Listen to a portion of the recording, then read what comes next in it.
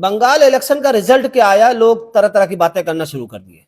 खास तौर से मैं मुखातिब हूं उन लोगों से जो इस इलेक्शन की हार के जिम्मेदार असदुद्दीन ओवैसी साहब को बता रहे हैं।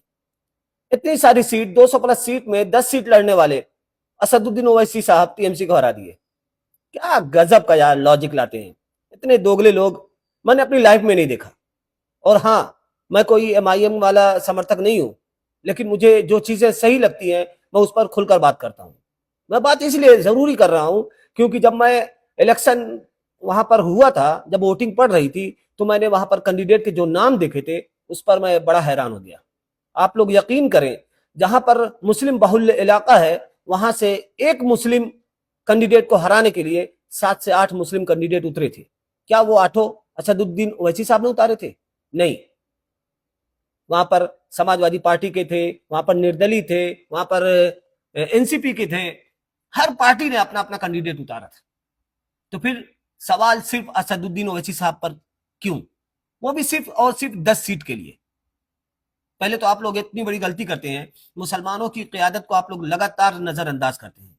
जब आप लोगों को इतनी फिक्र है, आप ना बिहार से सीखते हैं, ना आप कहीं और से सीखते हैं, सीधा बस चुनाव खत्म होता है, आप लोगों को आईटी सेल से मिल जाता है और वो आप लोग कॉपी पेस्ट करना शुरू कर देते हैं। आपने क्यों उनको अपनी गठबंधन में शामिल नहीं किया? 2027 में इलेक्शन होगा उत्तर प्रदेश में, वहां पर भी उनको नजरअंदाज ही किया जाएगा, मुझे पूरा यकीन है। क्योंकि बाद में आपको रोना भी तो होगा ना कि एमआईएम ने यहां पर आकर हरा दिया। लेकिन आप लोग ये नहीं सोचते कि आपके पास 200-300 प्लस सीट है, उनमें से 4-5 सीट देने में आपका क्या जाता है? आप दे सकते हैं, लेकिन आप लोग अपनी आना को, आप लोग अपने जो एक बड़े नेता का जो टैग लेकर घूम रहे हैं उसको आप लोग गंवाना नहीं चाहते, आप लोग हिस्सेदारी देना नहीं चाहते। हाँ, मैं मानता हूं सेकुलर पार्टियों की जरूरत है हम मुसलमानों को, बहुत ही जरूरी है। मैं तो हमेशा से ही सपोर्ट करता आया हूं सेकुलर पार्टियों का, क्योंकि वो ना हो तो फिर इस देश का जो संविधान है उसको बचाना नामुमकिन हो जाएगा। लेकिन उनको भी सोचना चाहिए हमारे बारे में कि कहां पर हम गलतियां कर रहे हैं, अपने बारे में सोचना चाहिए कहां पर वो गलतियां कर रहे हैं। लेकिन नहीं, लगातार गलती पे गलती करते जा रहे हैं। उसके बाद जब चुनाव खत्म होता है, इलेक्शन रिजल्ट आता है, तब रोना रोते हैं। अब आइए बंगाल की तरफ। बंगाल में हार के पीछे लोग कुछ भी कहें, लेकिन मैं सिर्फ और सिर्फ चुनाव आयोग को मानता हूं। उसके पीछे दो वजह मेरी है।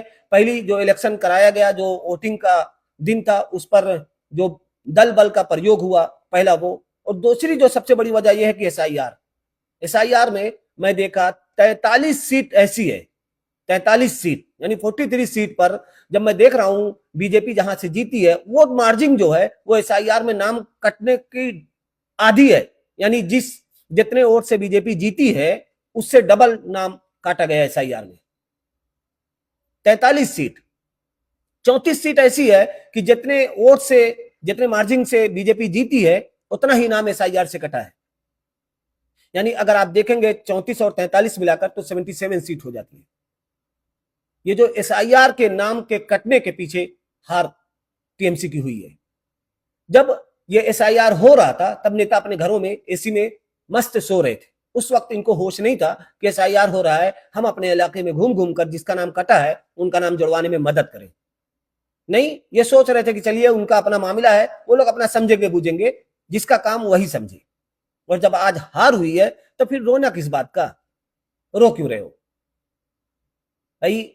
हर बार, हर इलेक्शन, हर राज्य की तरह यहां पर भी सिर्फ और सिर्फ असदुद्दीन ओवैसी साहब को जिम्मेदार ठहराना बकलोली है। ये तुम्हारी नासमझी है, तुम्हारा गुलामी पना है। छोड़ दीजिए ये सब हरकतें। आप अपनी गलतियों पर मंथन कीजिए, अपनी गलतियों को सोचिए, कहां पर आप गलत कर रहे हैं उस पर नजरसानी कीजिए, उस पर फिर से प्लानिंग कीजिए, फिर अगले इलेक्शन की तैयारी कीजिए, अगले स्टेप की तैयारी कीजिए। मैं बस यही गुजारिश करूंगा।